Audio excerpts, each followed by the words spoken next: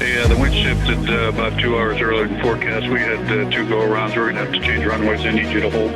Yeah, we're just pushing past 45 right now. I haven't got back to Lubbock yet. We'll get it in there shortly. We should be coming out of 45. All right, we're also getting pinched off on the coast. We're going into an internal stop. Yeah, hey, I just got a call from United. They said that they're in 60-minute departure delays. Fort Worth, we're going to take them south along through the southern part of the and Sector 97 is getting overloaded. We need to move those 4 at 70 block that Kansas has. Hey, Senator, this whole seems to be closing up faster than we thought.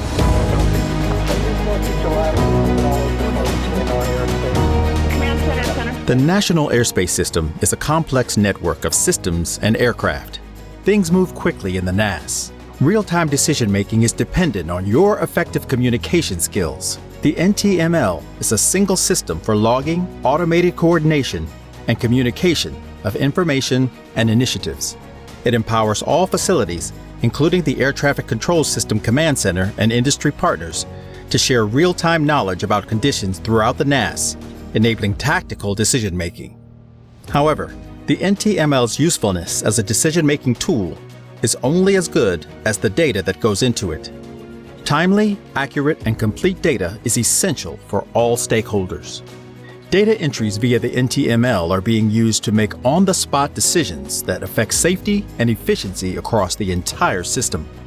So I say to a TMT in the field that your NTML entries are very important to the whole system.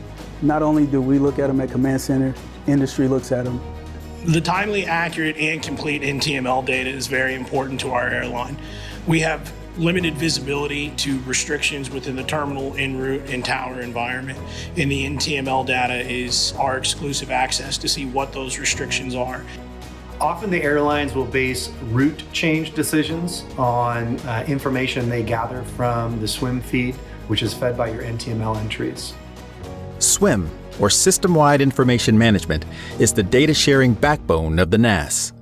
NTML entries are immediately captured by SWIM and shared with stakeholders, enabling them to make better-informed decisions. The networked system provides real-time, accurate flight surveillance, weather, and aeronautical information. Users include the FAA, airlines, research institutions, and other stakeholders. Some of the formatting that is inherent in NTML tends to get lost. So making sure that we use the proper template is critical so that as the airlines are listening to that SWIM stream, they can pick out the right pieces of data that's relevant for them. Selecting the right template ensures that accurate data is shared with all NAS stakeholders. Certain entries are required by FAA Order 7210.3BB. They include traffic management initiatives, constraints that may impact the NAS, arrival, departure, and en route delay status, icing and de-icing.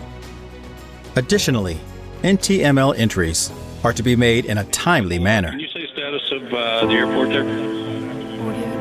Tower Command Center. I think the best thing we could do to improve our data collection through NTML is to standardize the way that each entry is made. When entries are made through different tabs for the same types of entries, they aren't categorized the same way when they go out into these other platforms. In this section, we will review NTML entries that are commonly made in the miscellaneous template, but fit more appropriately in the restrictions, delay, or ICE template. We're just opening up single route eastbound as far as the ground. First, let's discuss the miscellaneous template. The miscellaneous template is only used when no other template applies. Entries placed in the miscellaneous template reduce the effectiveness of data when it belongs in another template.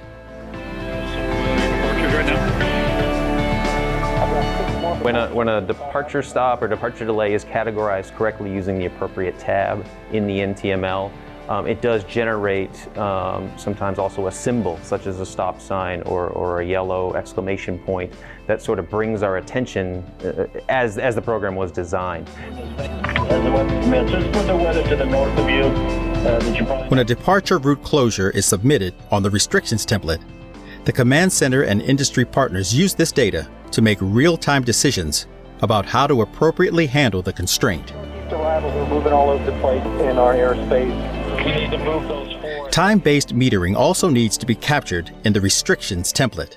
Use of this template advises the command center and the airlines that TBM operations have been enacted. We're just opening up single route eastbound. As far as the ground... Unavailable gates, surface gridlock, backed up taxiways can all result from de-icing.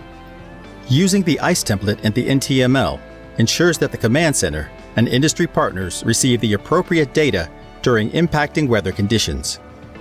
The command center relies on de-icing information submitted via the ICE template in the NTML for traffic management planning. Can you put an advisory out that we're opening up departures? The delay template is an important tool for tactical coordination between field facilities, the command center, and our industry partners. Timely reporting of delay information for departures and arrivals via the NTML through the delay template allows all concerned to be notified with one click from the field facility control rooms to the command center and industry partners. Even the flying public is made aware of this impact and can plan accordingly. Facilities are required to update their delay status through the NTML. These updates are necessary for each 15-minute change in delay status. We're going around for crosswind. Depending on what we're seeing in the entry, if it's mile and trail, if it's the departure fixed closure, even before the aircraft departs off the gate, we can pre-plan another route, or at the very least we can expect a delay, and then we can make tactical decisions as the aircraft pushes off the gate. In this section, we will discuss 47210.3BB requirements, which are easily overlooked. Okay, we'll start spacing them out and start offloading as many. When entering a restriction due to severe weather, ensure the severe weather button is checked. This allows the severe weather specialist at the command center to receive the appropriate information and not implement TMIs that could contradict or adversely affect the original request. I'm going to need Mountain Trail on the northeast route. If you're jammed... An FEA, or Flow Evaluation Area, must be attached to a restriction of 25 miles in trail or greater in order for it to be evaluated and approved by the command center. All stakeholders, from the command center to airline partners, rely upon this potential delay information to adjust their operational decisions. We'll probably go into a playbook. There's only about 4 that you have right now. Properly identifying and cataloging causal factors is as important as correctly recording restriction and delay information.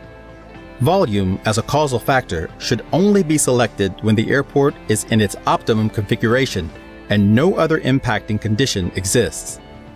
Whenever there is another factor limiting capacity, that causal factor should be selected in favor of volume.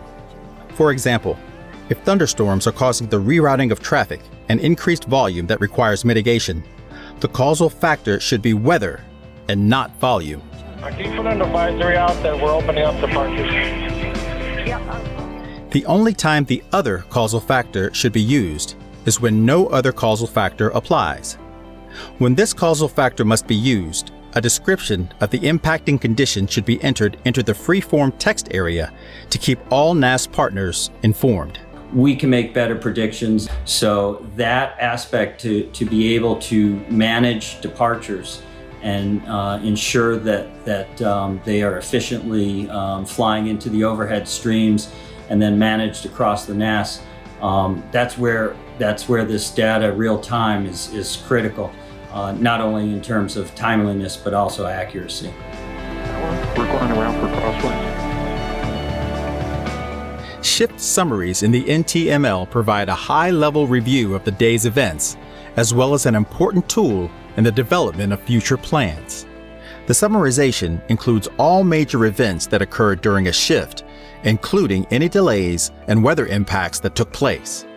A thorough summary results in more effective review of the previous day's events and provides an assessment of possible strategies to handle similar situations in the future. I would say the best way to improve the use of the NTML out in the field facilities is just to provide as much information as possible. It's like when you're working air traffic. The more you tell the pilot, the better they're going to be able to do the job and help you out. So same thing here. If the TMCs make thorough entries in the NTML in a timely manner, it's better for us to be able to formulate plans and help them out in a more timely manner as well. Up-to-date NAS data is more valuable than ever, used by all stakeholders and not just for next-day review. Immediate, actionable information depends on the timely, accurate, and complete input of data into the NTML. The speed and attention to detail of your NTML entries is vital to the real-time safety and efficiency of the National Airspace System. The effort that you're making in supporting your customer and the community at large by keeping the system informed real time of what's going on in the National Airspace System, is how I think all of us envision this community should work together.